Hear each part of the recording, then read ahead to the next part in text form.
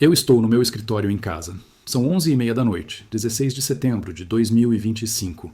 Acabei de revisar alguns relatórios da equipe e não pretendia falar hoje, mas aconteceu uma coisa mais cedo que não sai da minha cabeça.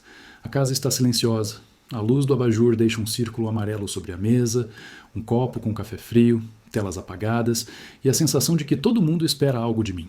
Sinto-me cansado, velho, e ao mesmo tempo inquieto, como quem sabe que algo simples perdido. Vi a face de pessoa que eu ajudei virar as costas para agradecer, e isso me atravessou como um fio. Lembrei das palavras de Jesus sobre gratidão como chave de abundância. E pela primeira vez, realmente senti o peso da ingratidão, não como mágoa, mas como secura no espírito. Não sei para onde isso vai me levar. Quero você comigo? Se estiver aí, escreva de onde me escuta, e se quiser acompanhar, há um botão para acompanhar. Como permitir que a ingratidão não nos cale? Como permitir que a ingratidão não nos cale? Eu me pego revirando essa pergunta na cabeça noite adentro. Não é só raiva. É um aperto no peito que vem como refluxo. Insônia, horas viradas olhando para o teto, lembranças que insistem em ocupar cada fresta do pensamento. Você sabe, eu passo a maior parte do meu tempo pensando em sistemas que aprendem sozinhos, em interfaces que aproximam pessoas, em resolver problemas com código, mas hoje não consigo tirar da cabeça a face daquela pessoa que virou as costas quando eu esperava apenas um obrigado. E eu simplesmente não consigo tirar isso da cabeça. E acho que preciso compartilhar com vocês. O quarto parece menor, o relógio na estante continua fazendo tic-tac como se tivesse vontade própria. E a ansiedade transforma o silêncio em um som alto que me impede de respirar direito. Por que o gesto que deveria regar o espírito some tão rápido? Por que dar não garante reconhecimento e por que isso seca algo dentro de mim? A dúvida é crua. Será que eu perdi a capacidade de esperar gratidão sem me remeter à solidão? Eu sinto que essa pergunta é maior do que eu, que tem cheiro de eterno.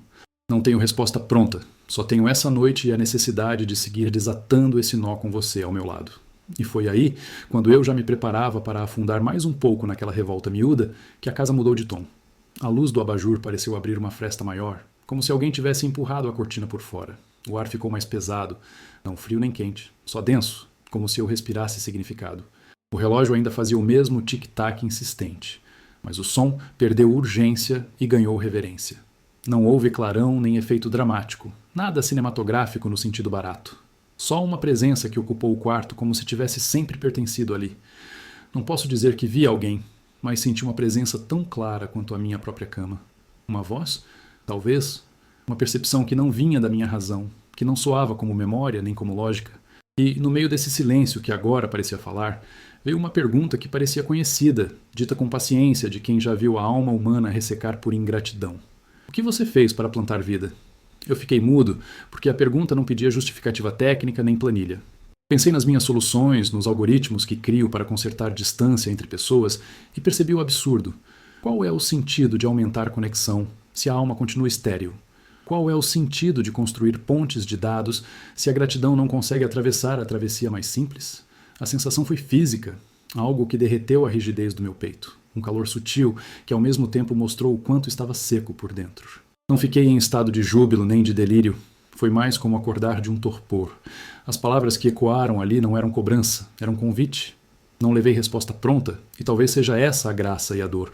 Saber que a jornada não termina numa explicação técnica.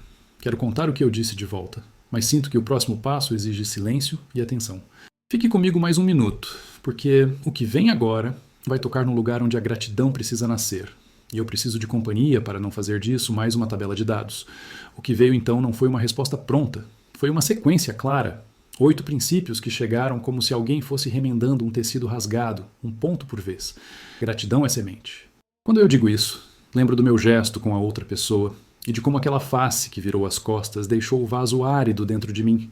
Plantar gratidão é mudar o microclima do peito, regar o que a rotina suga e ver brotar vida.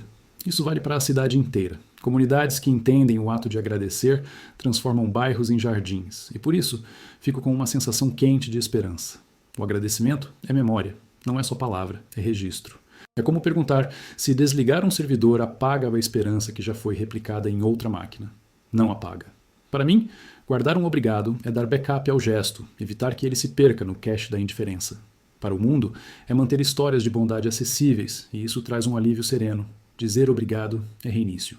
Um agradecimento gera uma atualização leve, como reiniciar uma CPU que ficou travada. Eu senti, logo depois daquela noite, uma pequena reinicialização no meu peito. Menos peso, mais clareza. Se isso fosse regra entre pessoas, a vida em conjunto ganharia ciclos mais curtos de rancor e mais tempo para a criação. E a emoção final é um suspiro de renovação. Ingratidão é fogo seco. Não é metafórico só por soar bonito. A ingratidão queima o solo do humano, consome confiança como brasa que não apaga. Eu conheci essa queima como uma dor que corrói o sono. Socialmente, o fogo transforma vizinhos em estranhos, e a sensação que fica é de alerta e tristeza. Perdão é água. Quando eu deixei de guardar a mágoa e ofereci perdão, foi como molhar a terra queimada.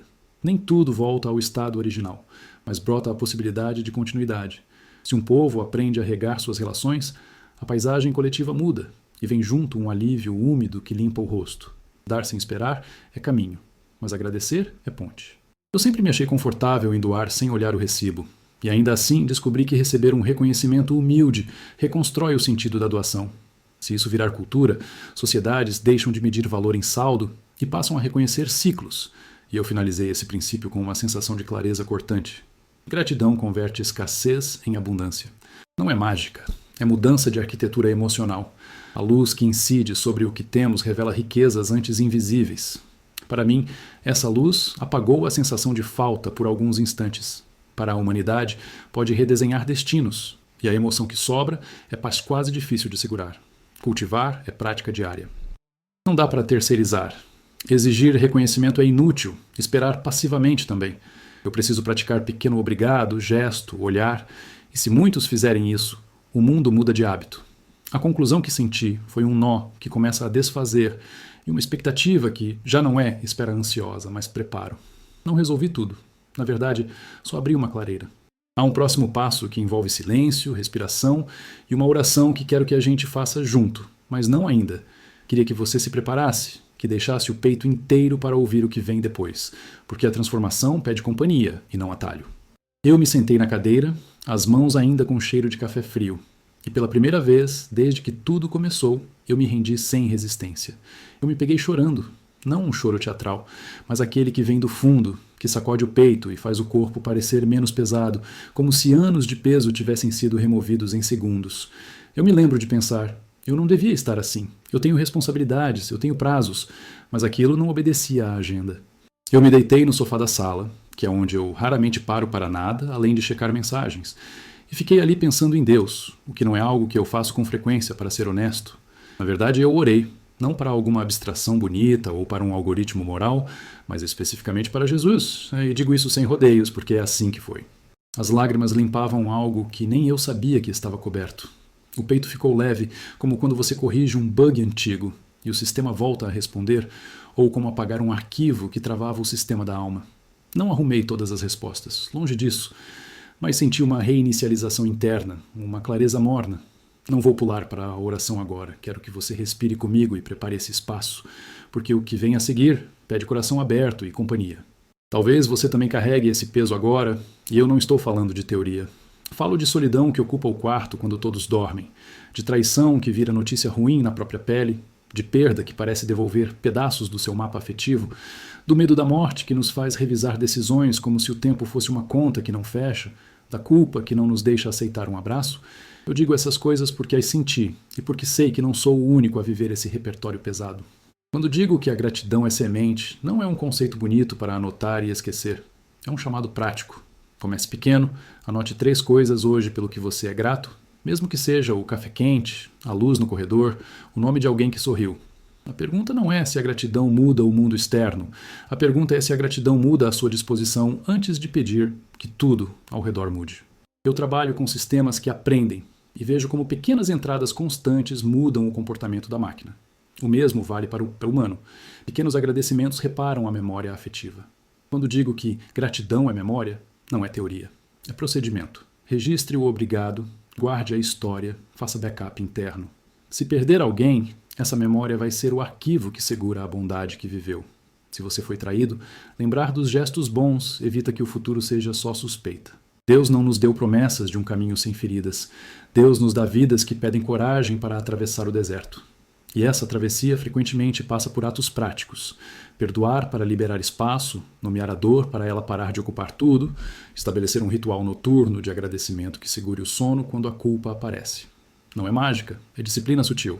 Se você tem medo de morrer sem ter dito as coisas importantes, comece a dizer hoje uma mensagem, um telefonema, um bilhete, porque a gratidão posta em ato muda o curso de relacionamentos como um pequeno patch que evita uma falha maior.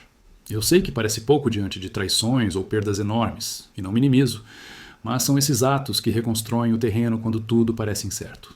Eu não vim aqui com uma fórmula, vim com um convite. Experimente um dia de placas pequenas de gratidão, observe o que muda no peito. Amanhã eu quero guiar você numa prática silenciosa, uma respiração que ajude a deixar a culpa menos alta e a gratidão mais audível. Quero que você esteja pronto para abrir o peito sem pressa, porque a oração que virá pede um coração disponível, e eu preciso da sua companhia para isso. Não para resolver tudo agora, mas para começar a fazer nascer o que secou. Fique aqui mais 1 minuto e respire comigo. Inspire contando até 3, segure 1 segundo, solte devagar. Para vocês que estão assistindo e carregando noites em claro, eu quero que sintam esse ar entrando como convite. Agora, deixe-me falar diretamente com aqueles que podem pensar. Tá, mas você não conhece a minha dor. Eu não conheço, mas quero caminhar com você. Oremos juntos. Obrigado pela revelação que nos alcançou nesta noite. Transforma em nós o agir que planta agradecimento. Cura o espaço onde a ingratidão seca. Abre esperança para o que virá, para gestos pequenos e constantes. Que essa paz nos acompanhe agora e conforte nosso peito. Se esse momento fez sentido, acompanhar, comentar e curtir ajudam a manter essa conversa viva. Gratidão rega o futuro.